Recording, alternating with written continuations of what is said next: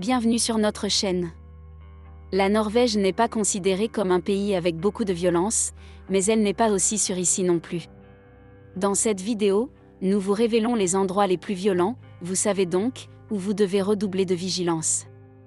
Un bon conseil pourrait être de rester à l'intérieur les week-ends et les soirées, car c'est à ce moment-là qu'il y a le plus de violence. Selon les statistiques, le risque d'être exposé à la violence est plus de 2 fois plus élevé chez les personnes qui vivent dans des villes de plus de 20 000 habitants, par rapport à celles qui vivent dans des zones moins peuplées. Une exception à cette règle est le Finnmark, le comté avec le plus de cas de violence. Le comté le plus au nord de la Norvège est en tête des statistiques depuis 70 ans. Les statistiques montrent que le Finnmark compte plus de 8 victimes de violence pour 1000 habitants. Une grande partie de la violence a lieu dans la ville sous l'influence de l'alcool. Le recours à la violence a quelque peu diminué, parce que la police a été plus visible ces dernières années. Si une personne en colère voit la police, elle se calmera. On suppose que les périodes sombres conduisent à plus de violence, parce que les gens deviennent alors plus facilement déprimés.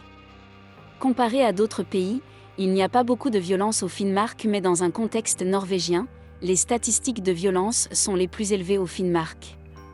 Les villes violentes du comté sont Kirken, Hammerfest, Var, Vad et Alta. Karasjok a également connu plusieurs cas de violence ces dernières années. Dans le passé, Hammerfest était la ville la plus dangereuse, mais là-bas, la police a travaillé dur pour relever les défis de la violence. Vad est une autre ville, qui disposait auparavant de statistiques sur le plus grand nombre de cas de violence par habitant dans toute la Norvège.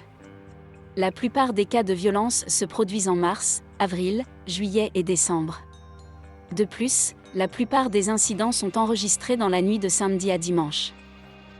La ville et la municipalité d'Oslo ont également un certain nombre de cas violents.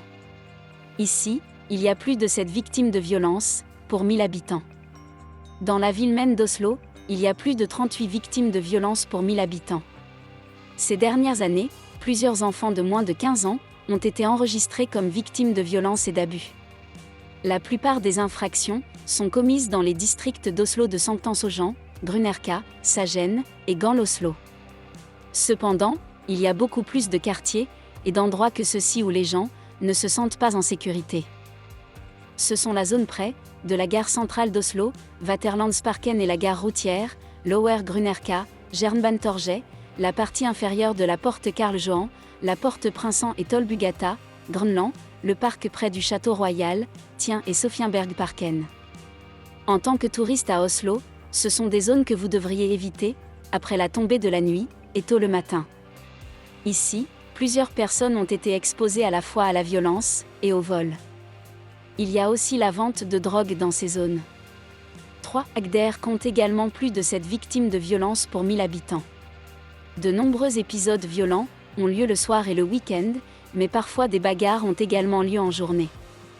La police d'Agder est connue pour avoir beaucoup à faire lorsqu'il s'agit de répondre à des incidents de violence. Kristiansand est de loin la ville avec le plus d'incidents de violence. Ici, il y a des situations plusieurs fois par semaine, mais des choses se passent aussi dans d'autres villes comme Arendal et Grimstad.